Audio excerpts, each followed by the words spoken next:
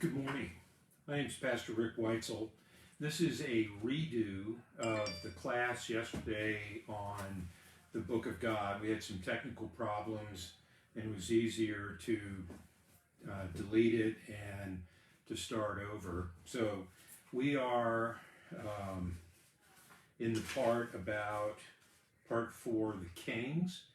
We were talking about the period of time in ancient Israel that would run from about, let's call it 1050 to 950. That period of time, 10 years on either side of that. We're looking at material that is in the book of obviously Samuel and Kings, and in the back of your volume, if you look at it, there's an appendix that has a thing called the Book of God Reading Group Guide, and it has the sections of scripture on which the sections of the novel are based. So we're in part 4, and this is on page 641 at the very back of the book. So in chapter 15 on Saul, we're going to be looking at material that is found in 1 Samuel, and it's in various places in 1 Samuel. So he does a little bit of looking back as the story is unfolding in the novel. So starts out 1 Samuel 4, and then he goes back to 1 Samuel 1, then up to 13, 15, 16.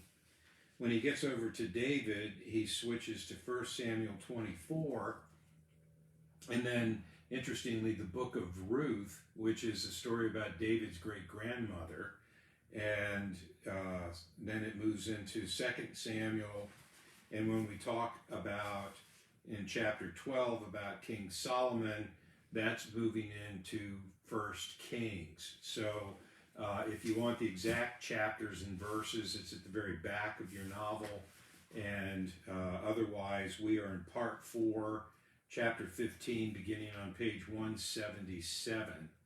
Now, the material here is relatively easy to transfer into a novel format because the material that we have in the scriptures is narrative. So we have a chronological flowing story that moves from the very end of the period of Judges to the selection and the reign of King Saul, which transfers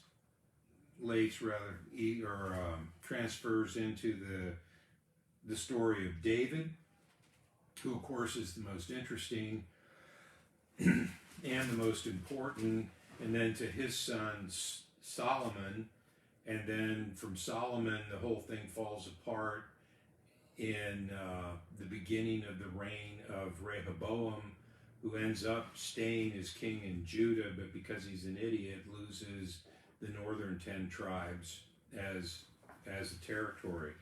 So what do we got to work with here? Well, we need to review a little bit just to set the table. I tend to do too much of that, and I apologize. It's a flaw that at 66, pushing 67, I don't think I'm going to ever get over it. You'll remember last time we looked at the period of the Judges. Now, the Judges are, once the people of Israel, under the leadership of Joshua, move into the land, they both conquer some of the territory and infiltrate others. For the sake of peace within the Confederation of Israel, the territories are divided up by tribes. And the tribes conveniently take the name of the sons of Israel, who is also known as Jacob. So each tribe gets a territory. There's 2 of them that wanted territory on the east side of the Jordan River, and 1 tribe that does not get any territory. And once again, that is the tribe of Levi, which is the tribe of Moses and Aaron and Miriam. They are created as the priests that serve initially in the tabernacle and then during the reign of Solomon, after the year 1000, when the temple is built, they served there. You may have run into somebody that's of the tribe of Levi.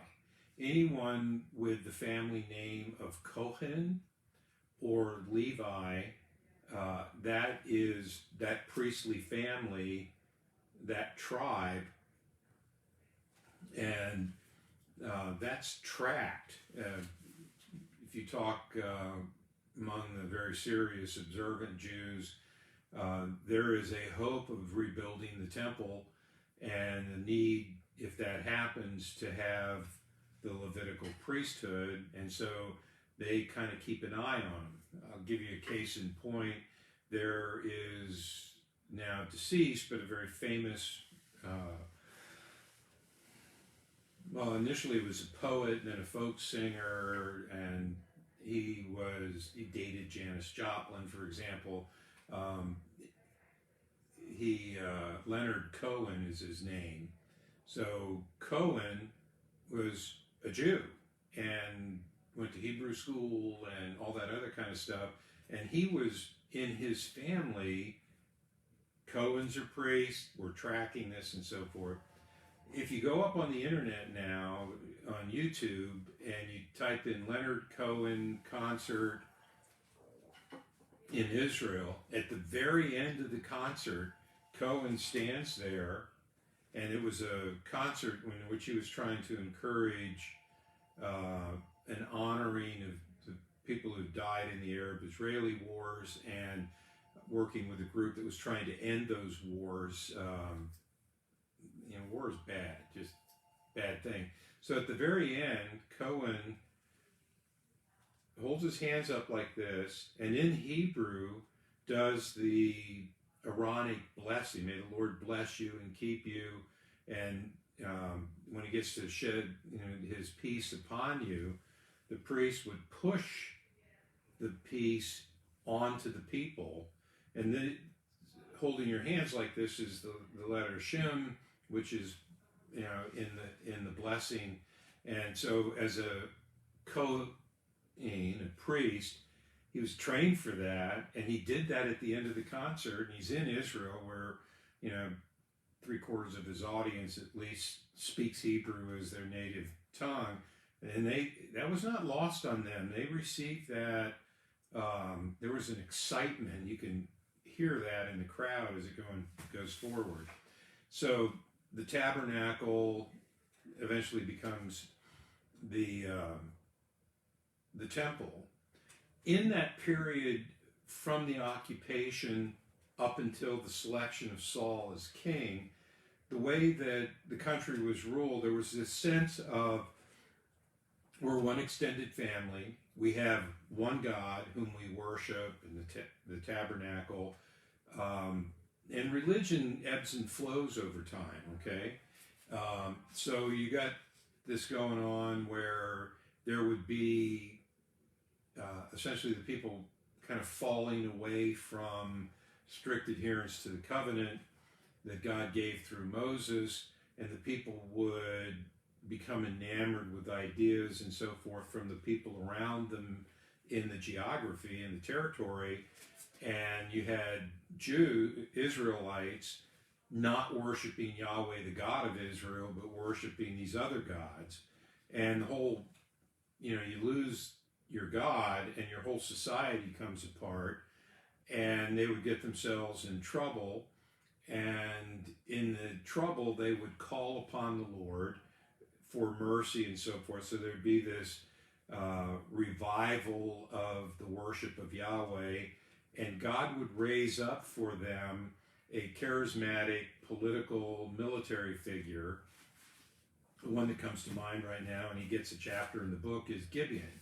And he, protests, I'm from the least family and the least, of the tribe, and blah, blah, blah. And God raises him up, and he rallies the forces, drives off the bad guys, and then he rules in Israel as a judge for the remainder of his life. And they move on. There's a period of time where everything seems to be kind of okay. They're worshiping Yahweh. Yahweh's blessing them. Things are going good. They start, as a people, drifting off again, and it starts going downhill. And so you have these stories of judges up and down the length of Israel of falling away, crying for mercy, being redeemed. The thing that you notice when you study the book of Judges is that, yes, there's a recovery, but it doesn't quite get back to 100%, okay? The people, they've lost something, and so the fall out the bottom, get dragged back up, but they don't go all the way back up. It keeps getting worse. Finally, the last of the judges' stories is that awful story about the concubine of a Levite. So you have a priest, and a concubinage was kind of a form of polygamy, where man might have a couple of wives if he was wealthy, and then concubines. So like Jacob, who became Israel, had 2 wives that were sisters, and each of them came with a maid that became a concubine of his, and he had children by all 4 women. And there's nothing in and of itself immoral, and at this time not illegal, but just because it's not immoral or illegal doesn't mean it's smart. So this Levite was obviously married, but he had this other woman as a concubine, and he got in trouble and throws her out to the crowd, and she is literally raped to death by the crowd, and he is offended personally and has her body quartered and the parts sent around Israel as an attention-getting stunt and so forth. And that's the last story in Judges. So the people had for probably a generation been realizing that this form of government, done the same thing now 12 times, and it keeps getting worse. And they looked at the nations around them, and they saw a monarchy, and they felt like, if we had a king, it would be better. The leading figure with national consequence was Samuel. He had been born under kind of semi-miraculous circumstances. His mother going up to the tabernacle and praying for a child, and then she dedicates the child to the Lord, and he serves in the temple under the priest Eli. And then when Eli and his family are wiped out for blasphemy by God, Samuel becomes the prominent individual. The scriptures say the word of God was rare or scarce in the land, and Samuel frequently was given words from the Lord to say to the people, and he was quite influential and kept this kingship thing at bay for a long time because they needed him to have God's support, and he wouldn't give it. Finally, God approves, and Samuel very, very reluctantly participates in the selection of Saul as the king, and that's where our story begins. So we're in Samuel is the book. Both in the Hebrew Bible, 1st and 2nd Samuel are one book. 1st and 2nd Kings is one book. 1st and 2nd Chronicles is one book. They get broken up in our versions of it's the same material, but it's presented, packaged differently. So Saul is selected to be king. And part of it is because he is a big, strapping guy, and kingship in the ancient Near East was a military function, and they needed a warrior.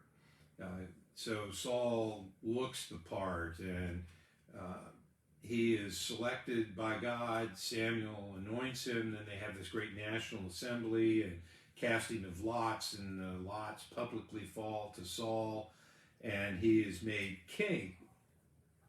Now, Saul is a very problematic guy, okay? I want to give some credit where credit is due.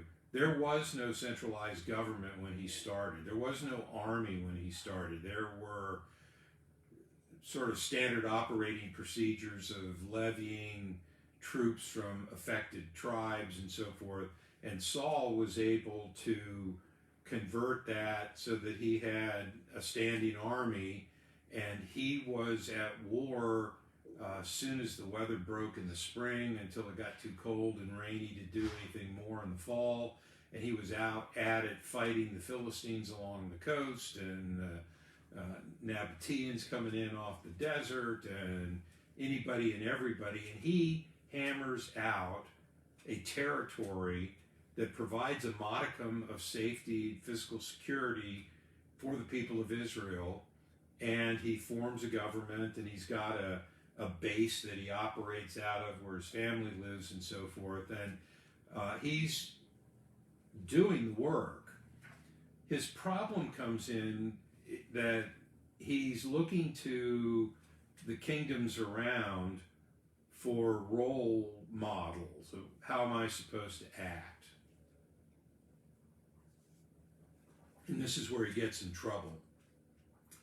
Samuel may have anointed him as king, but Samuel's attitude was, God is king, and I happen to be his spokesperson, and I'm going to give you instructions, and you're going to carry them out.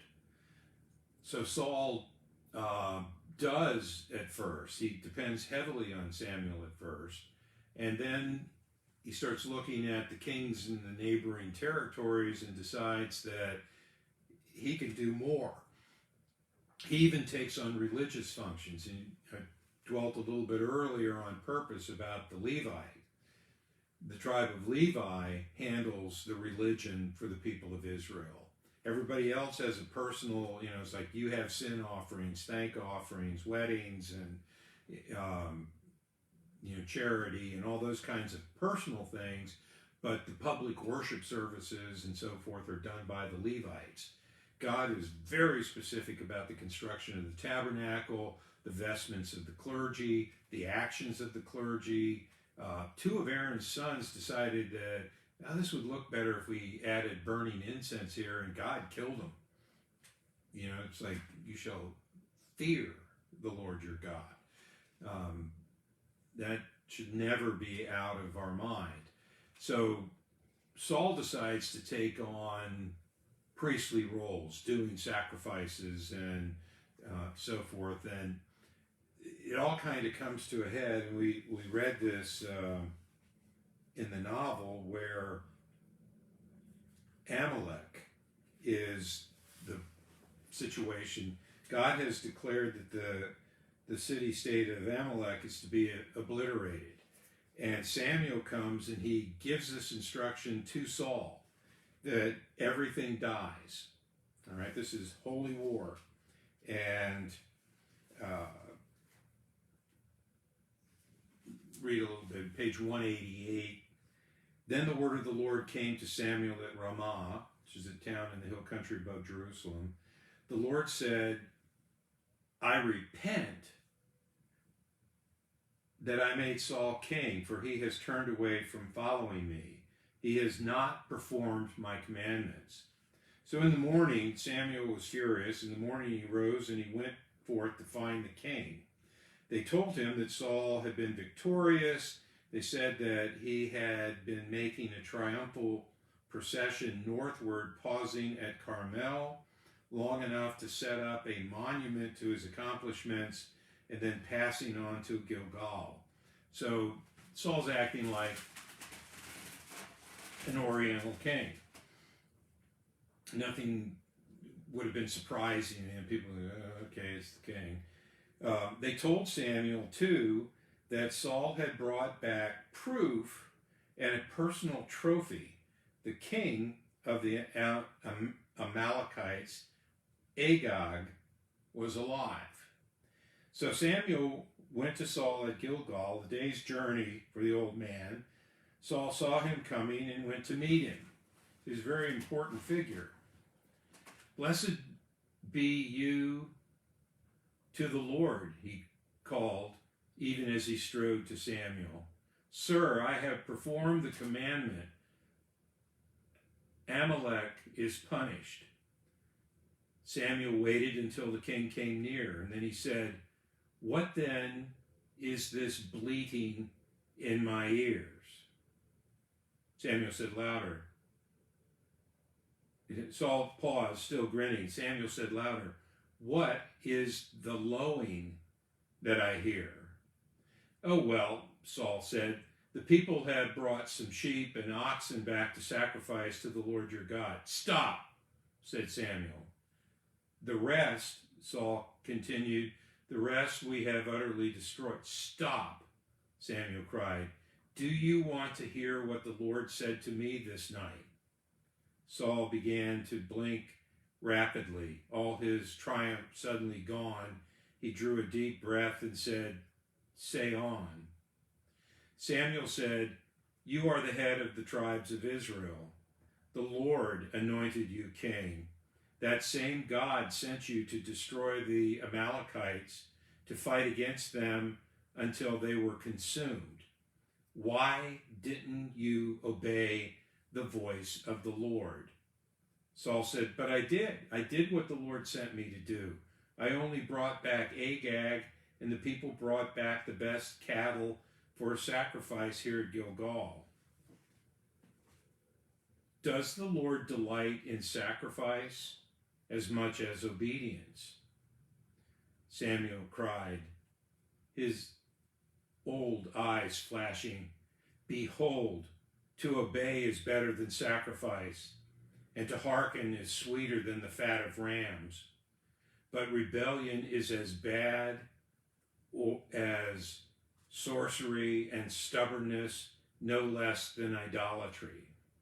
Because you rejected the word of the Lord has rejected you from being king. We don't like this story. We have decided that God must be perpetually, always Santa Claus, the nice guy, the benign presence in heaven like an old kindly grandfather.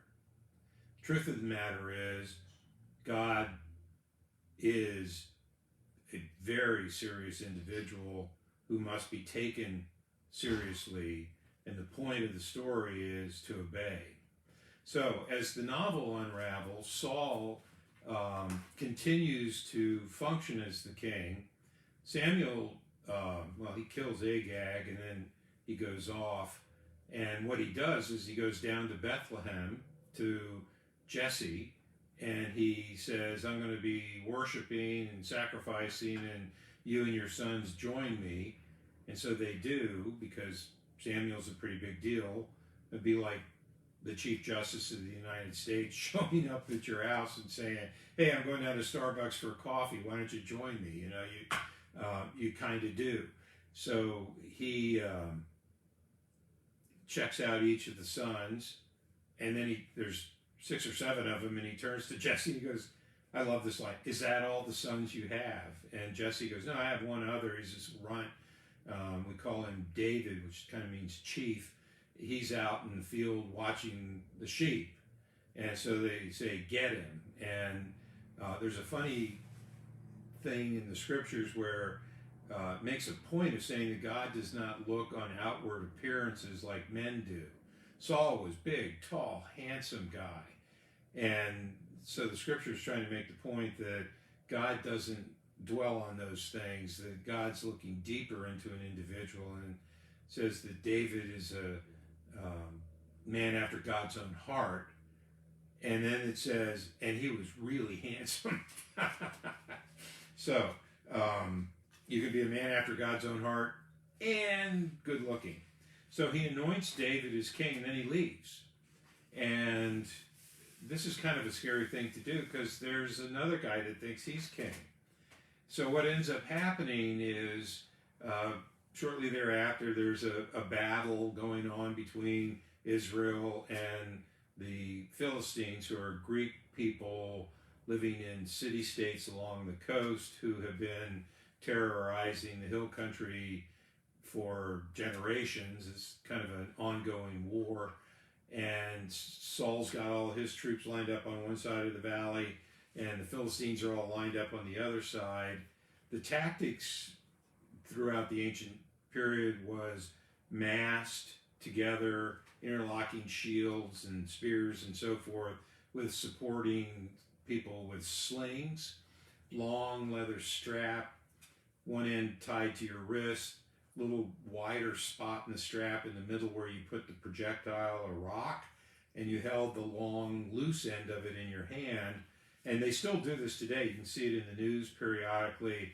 They whip this rock over their head until it's whistling really fast, and then the young man lets go of the loose end at the right moment, and the rock goes flying at 100 miles an hour, and they can hit anything that they're aiming at. And so in battle you would have rock slingers and archers and throwing of javelins and so forth, but the main piece was the formation of the troops jammed together. And oftentimes it was kind of a stalemate. You couldn't get an advantage over the other side. So in the evenings, one of the soldiers from Gath, one of the Philistine cities, big guy, probably had that medical condition of being a giant, and he would come out, and he had big weapons and big armor and so forth, and he would taunt the Israelites and ridicule their God, their king, their manhood, and so forth. Well, into this mix one day, this young boy named David arrives with cheese and clothing and things like that for his brothers who are in the army. And he's all excited to be with the army, and they're really annoyed that he's there. They wanted the food and then for him to leave. And then he's there, and here's Goliath. So, not sure why they allowed this, but he said that he would fight Goliath. Apparently nobody else was even willing to consider that. And it got so far as the king Saul was trying to put his armor on David so that when he went to fight Goliath, he'd at least have some protection. Best guess that I can come up with is they were using David as a diversion, that whether he won or lost, while everybody was focused on that, they were going to attack or something.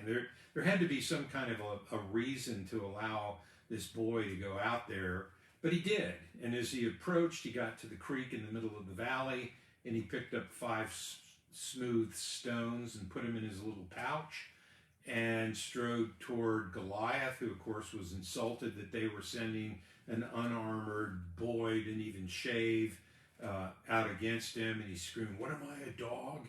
Well, David gets the sling going.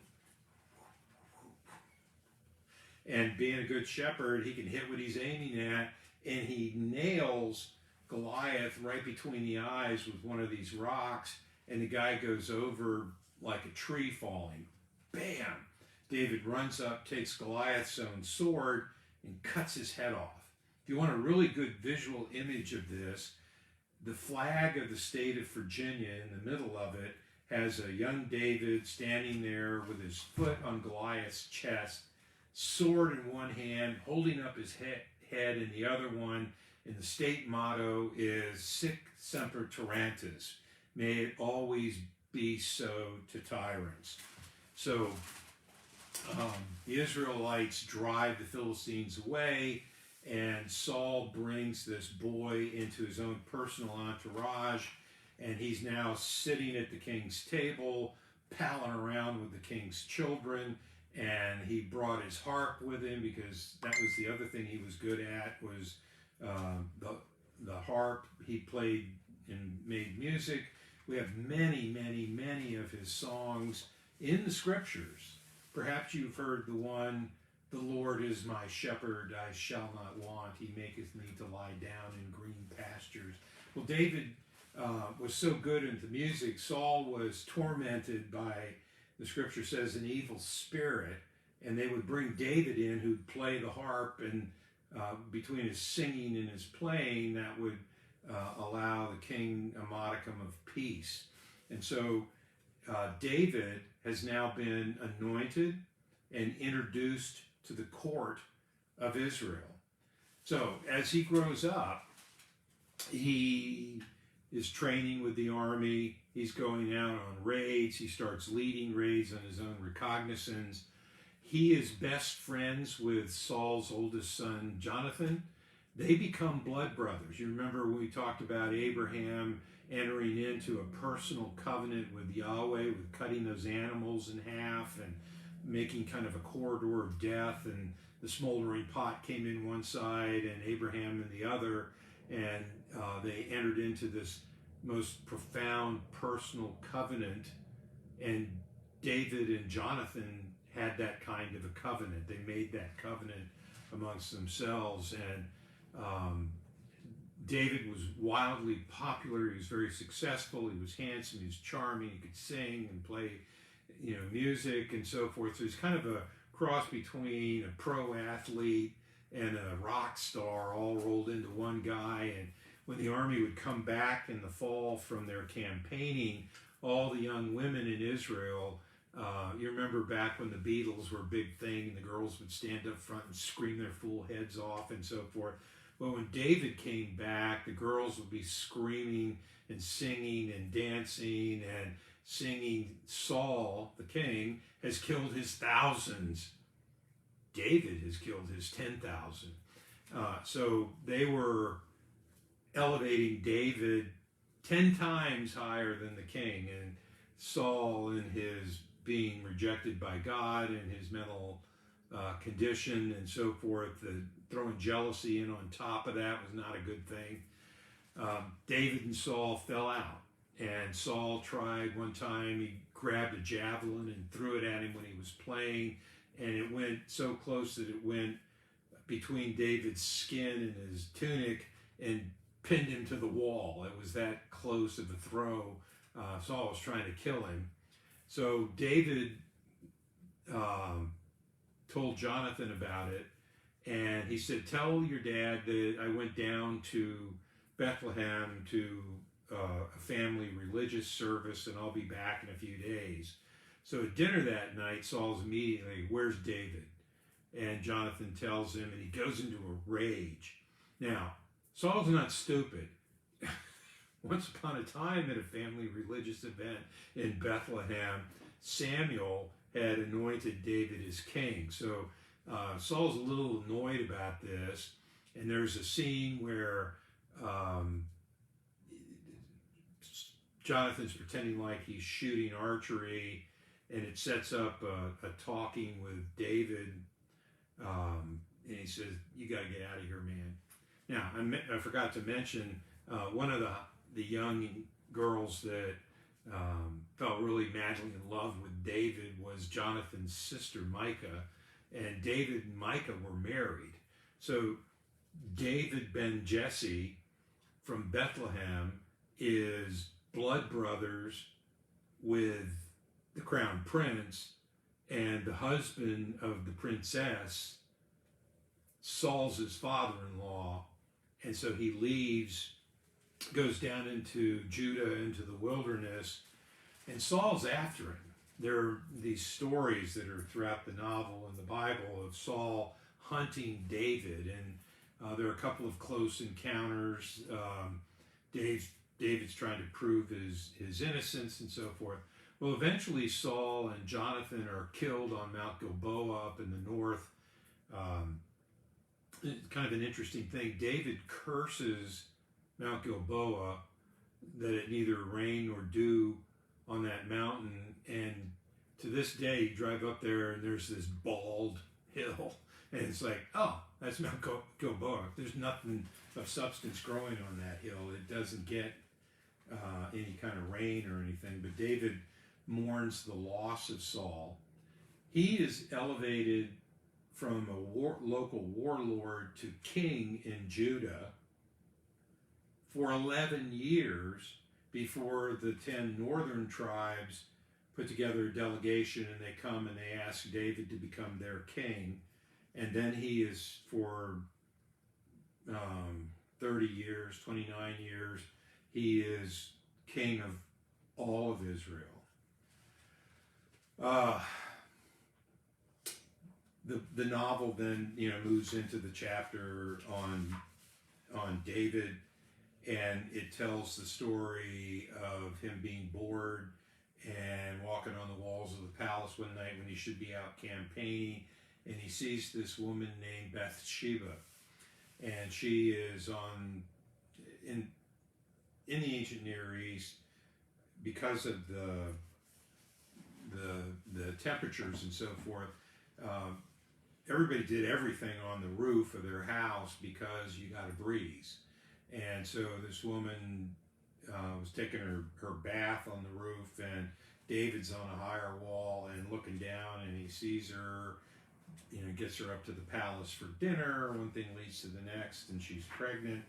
He ends up trying to trick her husband to come back from the front and sleep with his wife so that he'll think that the pregnancy's his. And Uriah the Hittite's one of David's mighty men, and he won't do it.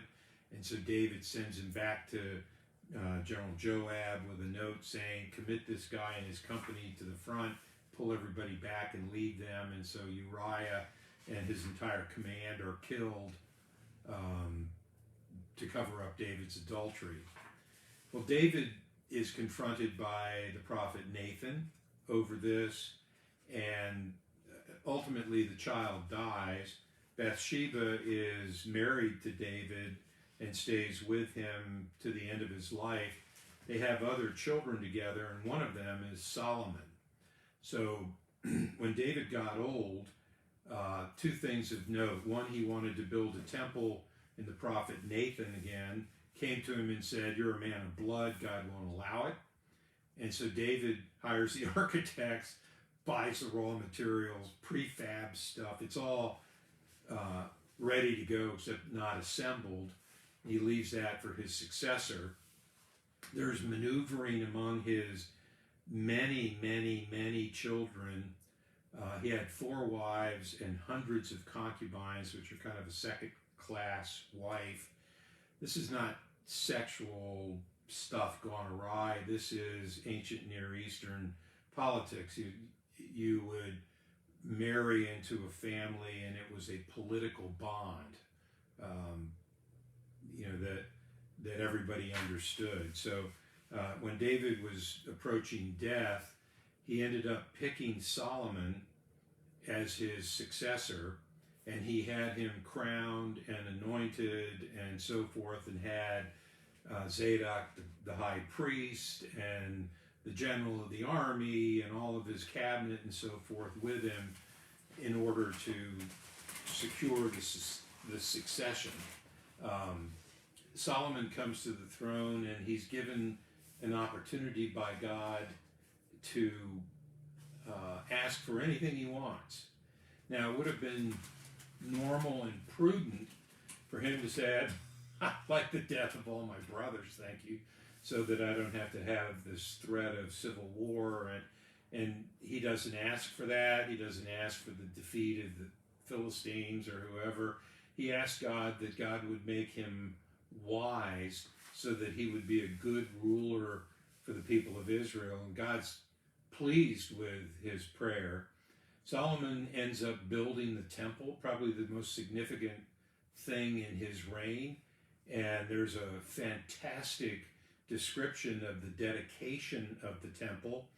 And one of the things that happens that you want to note and know about is when they dedicated the temple, the presence of the Lord God descended on the place, and the presence of God was so thick that it drove the people out of the building complex.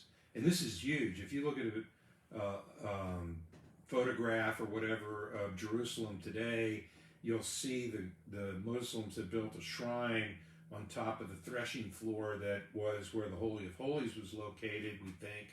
And that whole area, what you're looking at, was done by Herod in the generation before Jesus. But that's where the temple was, and it was a big operation and as splendid as the people could make it and so forth.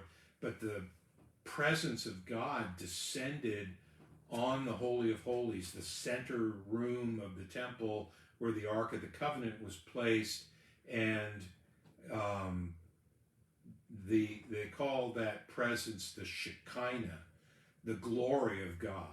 And the whole point of the tabernacle from the beginning and then to the temple and so forth was, this is where the people of Israel go to encounter their God. And the Shekinah stays in the temple all the way up until the Babylonians are conquering the city, and then the people in that battle saw the Shekinah leave, go over to the Mount of Olives, and go away. And so that's a very important thing in the reign of King Solomon. He builds the temple. One last thing on Solomon, and we'll bring this to an end, is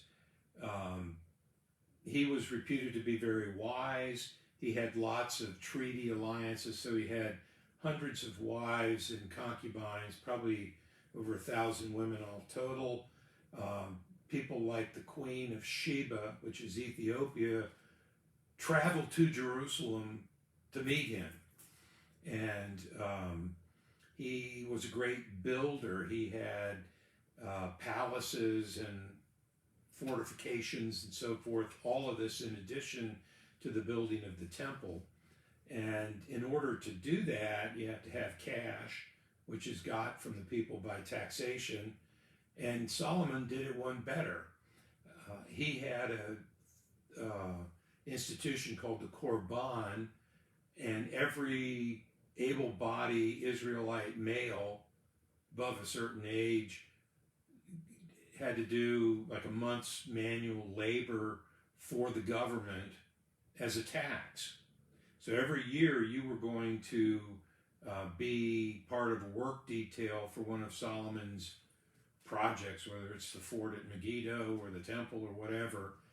So when Solomon finally died, and he reigned for the better part of 40 years, when he died, his son Rehoboam was designated to be his successor. Rehoboam's a young, ambitious man, and there was a national congress that met, and the people of Judah were like, yeah, he's our king right away. All the rest of the Israelites said, well, let's talk about this. And they presented to Solomon a demand that we will accept you as king. I'm sorry, to Rehoboam, we will accept you as king, but this Korban, it's got to go or be modified or whatever. And all of Solomon's advisors told Rehoboam, accept it. Say yes to that.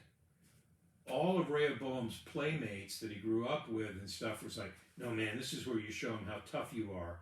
And so he makes this speech about, you thought my old man was tough. I got more tough in my little finger, blah, blah, blah. And so the northern 10 tribes walked. That's the division of the kingdom of Israel over that stupidity by the part of Rehoboam before he's even king. Yes, boys and girls, there are some mistakes that you make in life that are terminal and no happy endings. So the northern 10 tribes end up going back to what they had known for 400 some years prior to Saul and David and Solomon. They went back into a tribal confederation.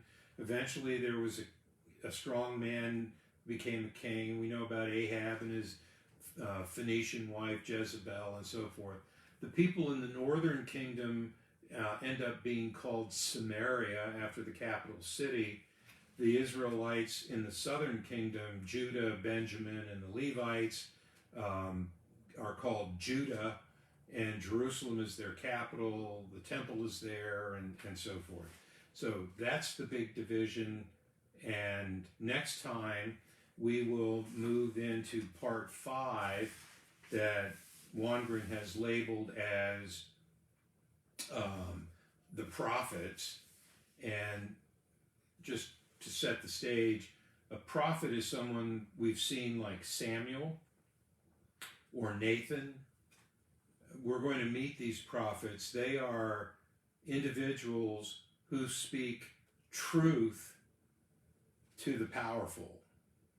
Sometimes that is predictive of events in the future, but that's more of an extrapolation of, if you don't do what I'm talking to you about here, buddy, this is the natural and logical consequences. So these are, in many ways, there's some similarities with the judges. Like, these are individual charismatic people that are raised up by God at a particular time for a particular purpose, and not, if you're an insurance salesman, you don't want to sell to these guys. They tend to have bad things happen to them. So this is part 4, the kings. It's roughly around the year 1,000 years before the birth of Christ.